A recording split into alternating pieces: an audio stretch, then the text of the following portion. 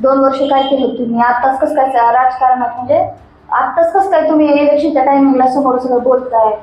का नाही बोलायचं आम्ही? कारण 2 वर्ष तुम्ही आमचा आवाज दाबलाच होता ना, आम्ही गप्पच होतो. आम्ही आता 2 व्हिडिओ तयार केले होते. त्या व्हिडिओमध्ये आम्ही वडिलांवरती 2 वर्षापूर्वीच्या खंडणीच्या केसेस केल्या, मोठमोठ्या केसेस केल्या, त्या कशा केल्या याच्याच व्हिडिओमध्ये आम्ही सांगितलं होतं म्हणून. त्या सगळ्या गोष्टींचे आम्ही पुरावे दिले, सगळे जनतेसमोर आणण्याचा प्रयत्न करतोय म्हणून. 18 केसेसचा 2 वर्षापूर्वी 18 केसांचा बनाव कसा झाला, कशी पप्पांना अरेस्ट झाली हे सांगितलं म्हणून. एक लोकप्रतिनिधी म्हणून तुम्ही काय केलं? जिथं तुम्ही लोकांचे प्रश्न सोडवायला पाहिजे होते तिथं तुम्ही त्यांच्यासमोर प्रश्नचिन्ह उभं केलं. जिथे लोकांची सेवा करायला हवी होती तिथे तुम्ही लोकांना देशोधडीला लावत होता. असं काय चुकीचं केलं आमच्या वडिलांनी? मग का जाऊन द्यायची तुमच्या हातात सत्ता? आम्ही इलेक्शनच्या टायमिंगलाच बोलणार. ज्या माणसाने 10 वर्ष तुमच्या बरोबर राजकारण केलं, खांद्याला खांदा लावून तुमचा गट सांभाळला, त्याच लोक त्यालाच तुम्ही देशोधडीला लावायचा प्रयत्न करताय. त्यांच्यावरच तुम्ही केसेस केल्या, ते पण 1 नाही 2 नाही 24 केसेस.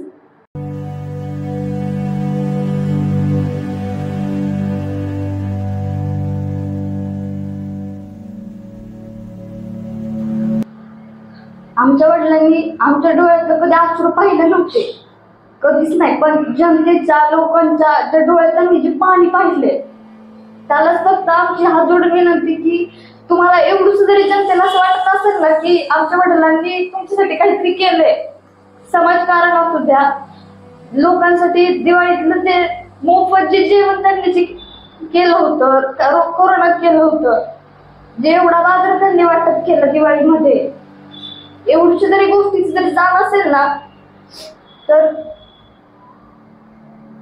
कळू द्यात सगळ्यांना की काय भोगलं दिगंबर आगोंद्यांनी. आणि जे त्यांनी भोगलं त्यांच्या कुटुंबाने आता जे आम्ही भोगतोय ना तेच सांगण्याचा प्रयत्न करतोय फक्त आम्ही तुम्हाला, की ही जी सिच्युएशन आमच्यावरती आली, हे जे काळे दिवस जे आमच्यावरती आणले गेले ते तुमच्यावरती येऊ नयेत इतकंच सांगणं होतं त्या व्हिडिओच्या माध्यमातून.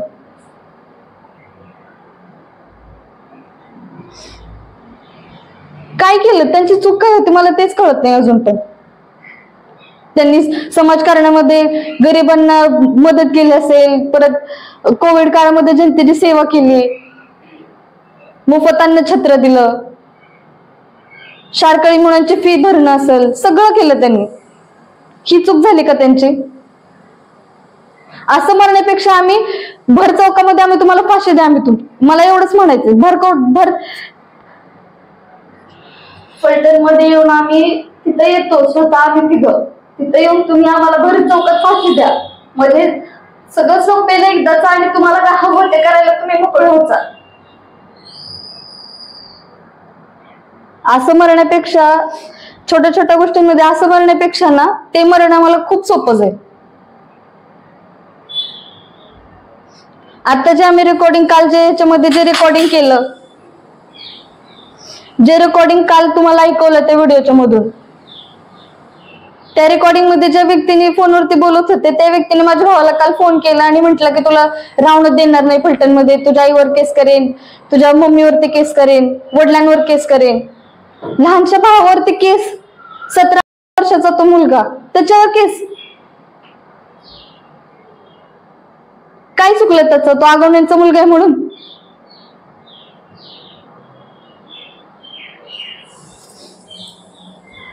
हे तर रेकॉर्डिंग मी तुझ्यावरती, तुझ्या मम्मीवरती आणि तुझ्या पप्पावरती गुन्हा दाखल करतोय. आलो मी पोलीस स्टेशनला. तुलाही मी आता नीट राहून देणार नाही. माझी तरी काय चूक आहे? मला माहितीच नाही ना विषय काय. फोन करतील पत्तीशी आणि ते म्हणाव ते दिलीप मारलं आता पटले खूप ग्रुपला पाठवले तिला.